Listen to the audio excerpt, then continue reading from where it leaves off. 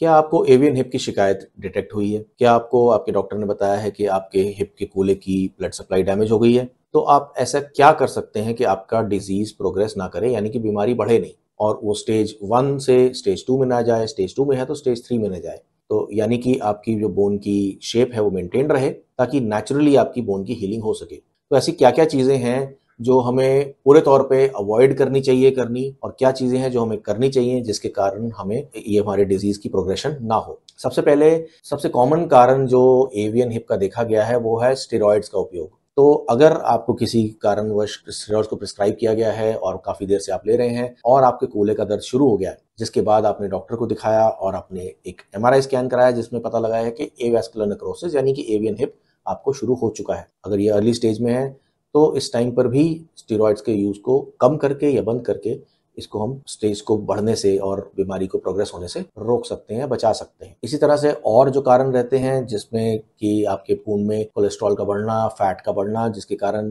Small fat globules के कारण आपकी ब्लड सप्लाई क्लॉग हो जाती है, बंद हो जाती है, जिसके कारण भी ये बीमारी प्रोग्रेस करती है। तो आपको fast food, junk food, obviously इसको अवॉइड करना होगा और आपको एक आइडियल वेट लूजिंग डाइट पे जाना होगा जिससे आपका वेट भी कम रहे, जो कि आपके फैट को भी कम करेगा शरीर में और जिसके कारण आपकी ब्लीडिंग ब्लड सप्लाई जो है वो इम्प्रूव हो पाएगी। वेट लॉस एक बहुत इंपॉर्टेंट पार्ट है इस जर्नी का। क्यों? क्योंकि अगर आपका वेट ज़्यादा रहता है और आप इस पे चल रहे हैं तो जो आपकी बॉल है फीमर की, यानी कि जॉइंट की जो बॉल है, उसके कोलैप्स हो जाने का, उसके कार्टिलेज का धंस जाने का और आर्थराइटिस होने का चांस ज़्यादा रहेगा, क्योंकि आप उतना ही वजन उस पर ज़्यादा डाल रहे हैं। और अगर आपने वजन कम कर लिया है तो प्रेशर कम होने के कारण आप उम्मीद कर सकते हैं कि आपकी जॉइंट को हम बचा सकते हैं। इसी तरह से और जो हमारे एडिक्शंस हैं जिसमें कि स्मोकिंग एक बहुत इंपॉर्टेंट फैक्टर है। स्मोकिंग आपके एवियन के रिस्क को कई कई गुना बढ़ाता है।